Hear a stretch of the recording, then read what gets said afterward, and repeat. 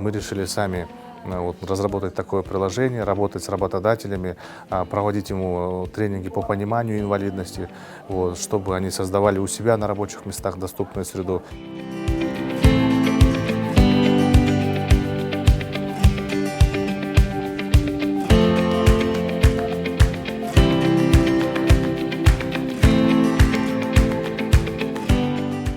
Такой некий хедхантер для людей с инвалидностью, и чтобы люди с инвалидностью могли легче и проще находить работу.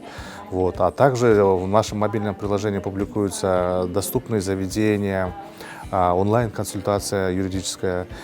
Также есть информация по трудовому законодательству. Если, например, соискатель столкнулся с какой-то проблемой, то он может найти какую-то базовую информацию касательно его работы.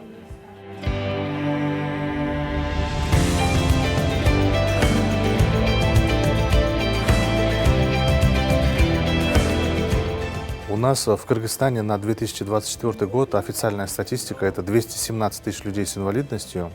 Из них 90 тысяч людей, это которые хотят работать и могут работать, но они сталкиваются с определенными преградами на своем пути. Проблем на самом деле очень много.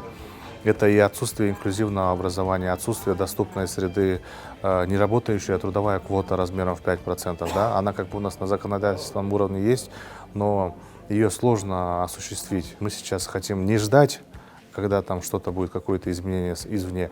Мы решили сами разработать такое приложение, работать с работодателями, проводить ему тренинги по пониманию инвалидности, чтобы они создавали у себя на рабочих местах доступную среду, и с помощью этого приложения, чтобы могли люди работать.